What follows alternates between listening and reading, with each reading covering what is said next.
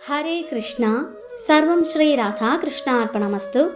അധ്യായം 8 പരമപദപ്രാപ്തി. ശ്ലോകം 10.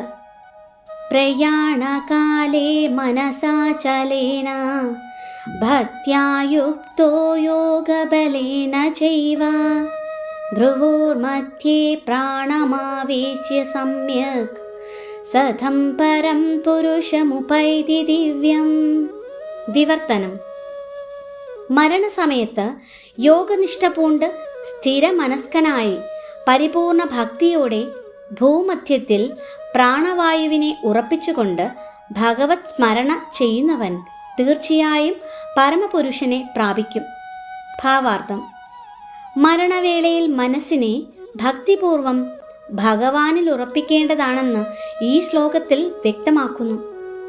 യോഗ പരിശീലനം ചെയ്തിട്ടുള്ളവർ പ്രാണശക്തിയെ ഭ്രൂമധ്യത്തിലേക്ക് ഉയർത്തുന്നത് അഥവാ ആജ്ഞാചക്രത്തിലേക്ക് ഉയർത്തുന്നത് നന്നായിരിക്കും.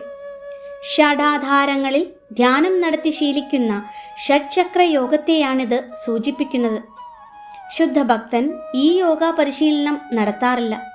എല്ലായ്പ്പോഴും കൃഷ്ണാവബോധത്തിൽ മുഴുകിയിരിക്കുന്ന അയാൾക്ക് മരണവേളയിൽ ഭഗവത് കരുണയാൽ കൃഷ്ണസ്മരണ സ്വാഭാവികമായുണ്ടാവും.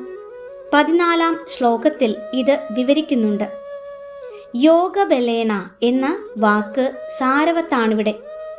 യോഗ പരിശീലനം കൂടാതെ ഷഡ്ചക്ര യോഗമാവട്ടെ ഭക്തിയോഗമാവട്ടെ മരണസമയത്ത് ഒരാൾക്ക് ഈ അതീന്ദ്രിയാവസ്ഥയിലെത്തുക സാധ്യമല്ല.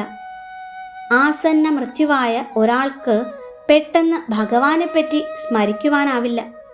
ഏതെങ്കിലും യോഗാനുഷ്ഠാനം, വിശേഷിച്ചും ഭക്തിയോഗം അയാൾ പരിശീലിച്ചിരിക്കണം. മരണാവസ്ഥയിൽ മനസ്സ് അത്യന്തം അസ്വസ്ഥമത്രേ.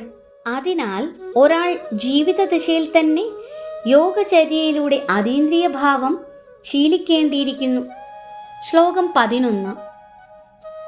യദക്ഷരം വേദവിദോ വദന്തി വിശന്തി യദ്യതയോ വീതരാഗാഃ യദിച്ഛന്തോ ബ്രഹ്മചര്യം ചരന്തി തത്തേ പദം സംഗ്രഹേണ പ്രവക്ഷ്യേ. വിവർത്തനം. വേദപഠനം ചെയ്തവരും ഓംകാരം ഉരുവിടുന്നവരും സന്യാസി വര്യന്മാരും ഏത് ബ്രഹ്മപദം പോകുന്നുവോ, ഏത് പരിപൂർണതയെ ആഗ്രഹിച്ച് ബ്രഹ്മചര്യം സ്വീകരിക്കുന്നുവോ, മോക്ഷപ്രാപ്തിക്ക് കാരണമായ ഈ പ്രക്രിയയെ ഇനി ഞാൻ വിവരിച്ചു തരാം.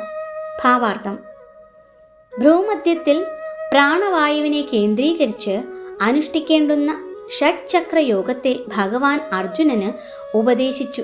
ഇതിൻ്റെ അനുഷ്ഠാനത്തെപ്പറ്റി അർജുനന് അറിവില്ലെന്നതിനാൽ അടുത്ത ശ്ലോകങ്ങളിൽ ആ യോഗ പദ്ധതി വിശദീകരിക്കുകയാണ് കൃഷ്ണൻ.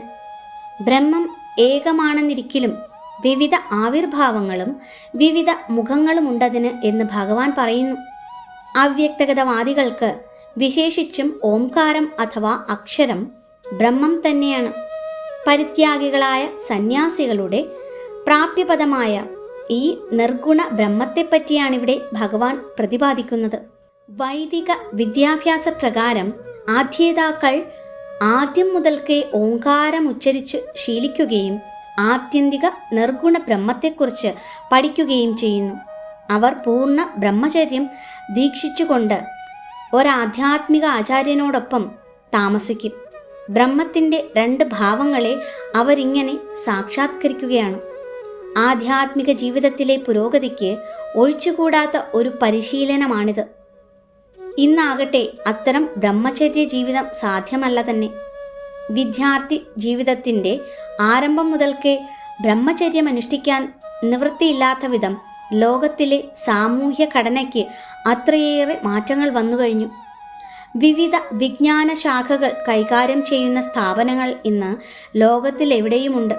പക്ഷേ ബ്രഹ്മചര്യത്തിൻ്റെ അടിസ്ഥാന പ്രമാണങ്ങൾ വിദ്യാർത്ഥികളെ ഗ്രഹിപ്പിക്കാനുതകുന്ന ഒരൊറ്റ സ്ഥാപനം പോലുമില്ല. ബ്രഹ്മചര്യ ദീക്ഷയില്ലെങ്കിൽ ആധ്യാത്മിക പുരോഗതി പ്രയാസമേറിയതാവും. അതുകൊണ്ടാണ് ഈ കലിയുഗത്തിൽ ആധ്യാത്മിക സിദ്ധാന്ത പ്രകാരം ഹരേ കൃഷ്ണ കൃഷ്ണ കൃഷ്ണ ഹരേ ഹരേ, ഹരേ രാമ രാമ രാമ ഹരേ ഹരേ എന്ന നാമോച്ചാരണമല്ലാതെ ഭഗവത് സാക്ഷാത്കാരത്തിന് മറ്റൊരു വഴിയില്ലെന്ന് ശ്രീ ചൈതന്യ മഹാപ്രഭു പ്രഖ്യാപിച്ചത്. ഹരേ കൃഷ്ണ. സർവം ശ്രീ രാധാകൃഷ്ണ അർപ്പണമസ്തു.